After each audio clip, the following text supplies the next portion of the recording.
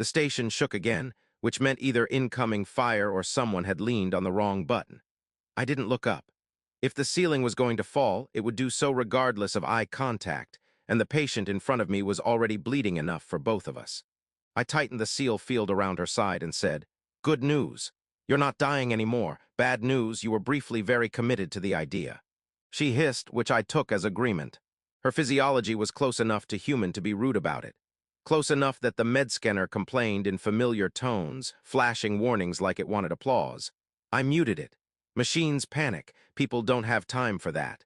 Around us, the triage bay moved in controlled chaos, stretchers gliding on mag rails, lights flickering between emergency hues, someone yelling in 3 languages that the synth blood was mislabeled again. War has a sound. Mostly it's screaming filtered through professionalism. "You humans," she said, teeth clenched, "are incredibly calm for a species that explodes so often." "Statistically," I said, pressing a patch into place, "we explode less when lying down." She snorted despite herself, then immediately regretted it. Her skin shifted color, not dramatically, just enough to suggest her body was filing a complaint. The scanner shut up. Always a good sign. She watched my hands. Everyone does. "You don't ask names," she said. "I ask questions that keep you alive. Names are optional upgrades." "That seems rude." "So does dying." Another tremor rolled through the station. A gurney drifted past with a soldier swearing inventively at gravity.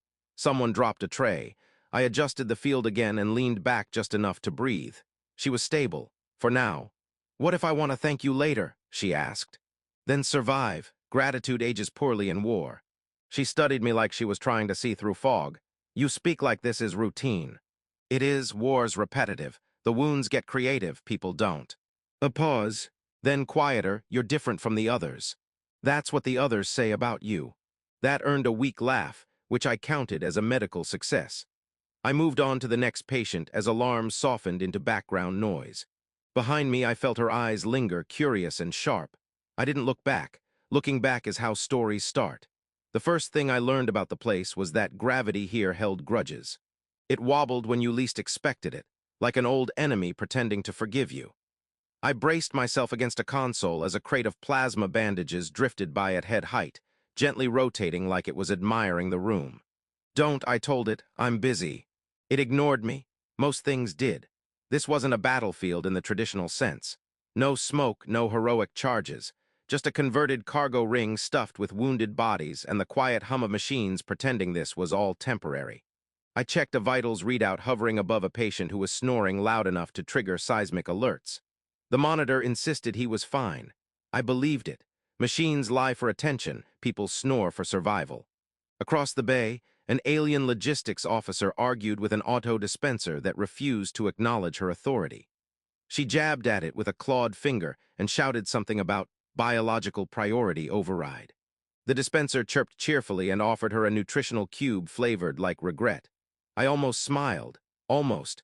Someone coughed behind me, not the polite kind, the kind that means lungs are negotiating terms.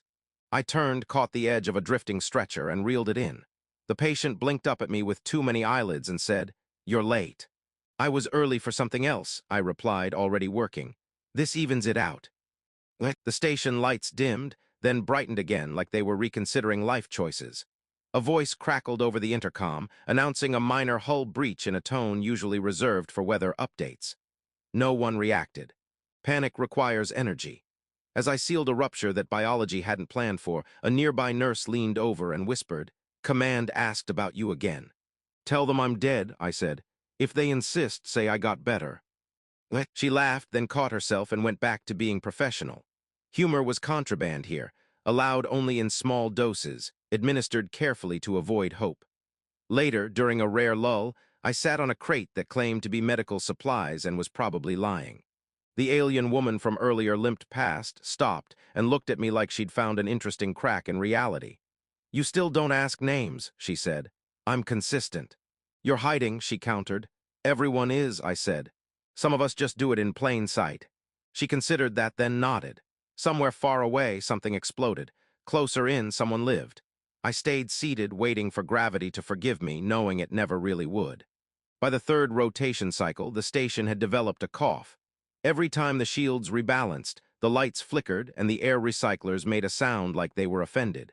I counted it as progress. A place that complains is a place still alive. I was elbow-deep in a patient who insisted on apologizing every 30 seconds. "Stop saying sorry," I told him. "If politeness fixed internal bleeding, I'd retire."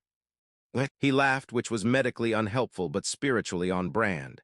A console chimed behind me, not an alarm, worse, a request. I ignored it. It chimed again, this time with urgent, appended as if punctuation could intimidate me.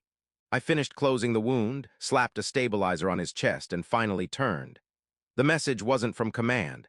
That alone was suspicious. It was from a coalition data node, rooted 3 times and stamped with enough clearance codes to make my head itch. I deleted it. 5 minutes later, the alien woman appeared at my side like a bad conscience. "You're very popular all of a sudden," she said. "I've always been charming." "They weren't asking for your autograph," she replied. "They were asking about outcomes." "That's vague. So is miraculous survival rate." I snorted despite myself. Miracles are just paperwork errors with good timing. She didn't smile. That worried me. "Your name appears in places it shouldn't," she said. "Old battle reports, medical annexes nobody reads, statistical anomalies that stop wars from escalating." "I hate statistics," I said. "They exaggerate." She leaned closer. "You healed enemy commanders. You stabilized fronts without firing a shot. My people lost the excuse to annihilate entire systems." Sounds irresponsible of me. Around us, the bay buzzed. A drone zipped past carrying a heart that wasn't convinced it belonged to anyone yet. Somewhere, someone argued with a translator implant that kept turning threats into compliments. She crossed her arms. "Why pretend you're just another medic?" "Because I am," I said. "Just one with a long memory and steady hands." "That's not just." I shrugged. "Tell that to the patients." An alarm finally screamed, the real kind. Incoming casualties. The universe's way of ending conversations. I grabbed gloves, already moving.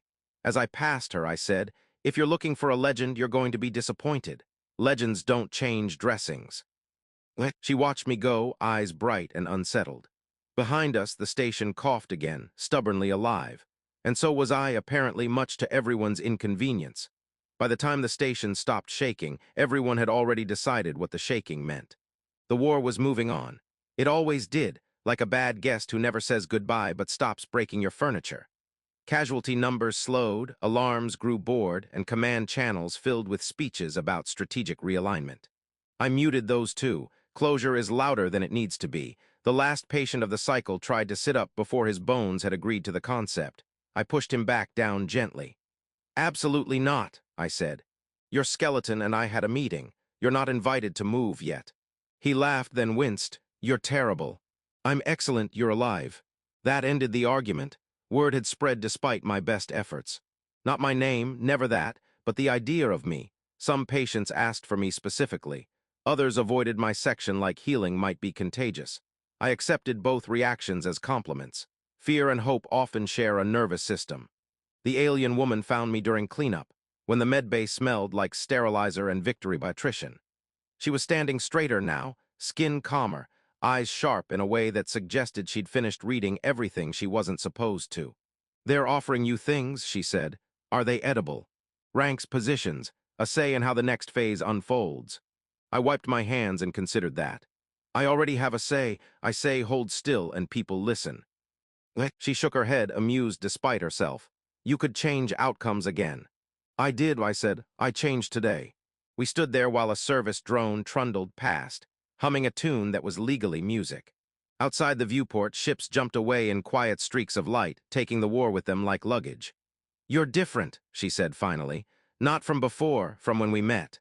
"Am I? You don't hide as hard." I thought about that.